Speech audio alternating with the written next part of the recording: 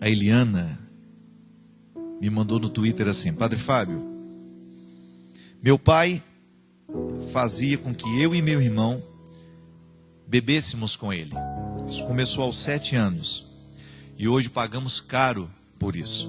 Começamos a beber cedo. Mas acho que hoje, padre, quem paga caro mesmo é meu pai. Por ter visto já o meu irmão ter que tirar metade do pâncreas por causa da bebida. Gente, isso é tão sério, não é verdade? A gente falava dessa autoridade aqui no início do programa. Um pai é o referencial de autoridade para o filho. A mãe é um referencial de autoridade para o filho. E é por isso que a nossa autoridade com os nossos filhos, ela não vai passar somente pelas palavras.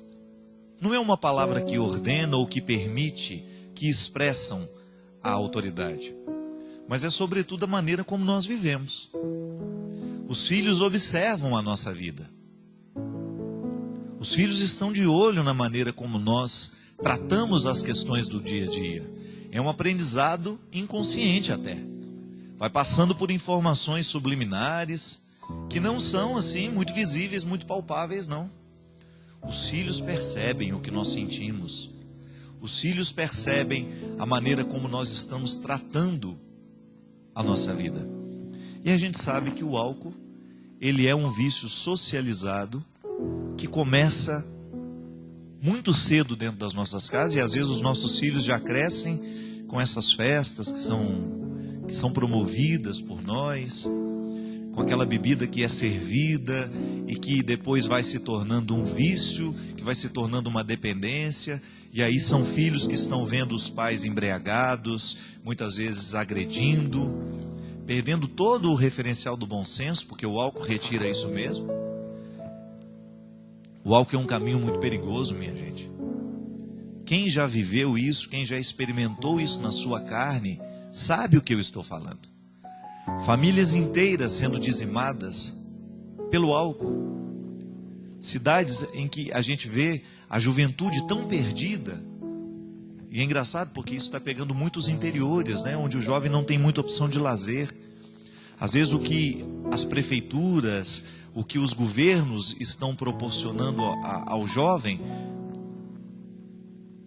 não são o suficiente para poder retirá-los dessa vida. Eu sempre digo, o esporte, né? Uma prefeitura numa cidade pequena precisa incentivar o esporte, precisa incentivar a arte, a música, para que o jovem tenha uma opção de lazer que seja saudável. Ao invés de passar lá uma tarde inteira no boteco bebendo, passar, quem sabe, uma tarde jogando um futebol, jogando um vôlei, uma natação. Dar aos nossos filhos opções saudáveis. E aí, infelizmente, a gente tem um testemunho desse aqui. Do pai que incentiva, às vezes até mesmo para justificar o próprio vício, quer que o filho beba também. Eu já vi isso muitas vezes. Não uma, nem duas. Muitas vezes eu vi o pai, para poder justificar o vício que tem, incentivar o filho a beber também. E aí a gente perde o controle. Porque se você, como pai, está incentivando o seu filho de 7, 8 anos a tomar um pequeno gole de cerveja, que a princípio pode ser inócuo, sem problema, não vai fazer diferença, depois você vai ter que enfrentar aí o sofrimento de ver o seu filho morrer de um vício que você iniciou. Isso não é brincadeira não, minha gente. Isso é muito sério.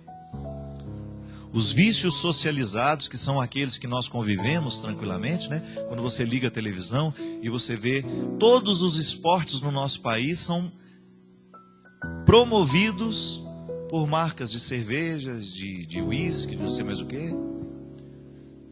Então tem que fazer uma distinção.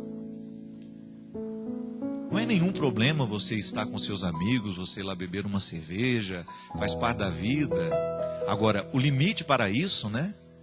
De você não ficar sem o seu limite e ao mesmo tempo preservar o seu filho disso. Seria tão melhor se os nossos filhos não tivessem vícios. A gente vê a ferida que isso causa na sociedade. A gente vê a ferida que isso causa na família. Do cigarro vem a maconha, da maconha vem a cocaína, e o pior, depois da cocaína, vem a pior de todas as drogas hoje, que é o crack, que com 2, 3 pedras, a pessoa fica viciada para o resto da vida e desencadeia um processo de autodestruição terrível. Fortalecer a vontade dos nossos filhos para que eles façam boas escolhas passa o tempo todo pelo testemunho dos pais. Por isso que você que aí, que está começando a sua família, faça de tudo para que o seu filho tenha bons hábitos. Comece de pequeno. Ensine-o as coisas boas da vida. Mesmo que você não tenha sido um grande leitor, mesmo que você não tenha aprendido isso com seus pais, faça de tudo para que o seu filho ganhe já, desde pequeno, livros infantis, para que ele descubra o fascínio que existe na literatura. Para que depois, ao invés de ocupar o tempo dele com coisas ruins, ele possa saber se ocupar-se com um bom livro, uma boa leitura, que ele não tenha preguiça de descobrir o mundo, de estudar. Coloque para praticar um esporte desde pequeno, para desenvolver nele a vida saudável, o desejo pela vida saudável que o esporte traz.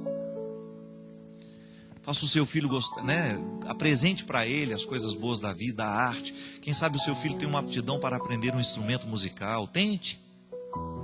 Ou se ele não vai ser um grande músico, pelo menos ele vai ter na arte, na música, um lugar onde ele vai descarregar as energias dele.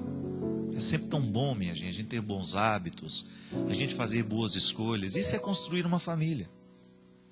Agora é muito triste quando você vê que por uma incompetência dos pais, os filhos acabam criando o mesmo caminho, que é mais cômodo, né? Para que você vai discutir se você quer manter-se naquele vício, naquela situação que está confortável?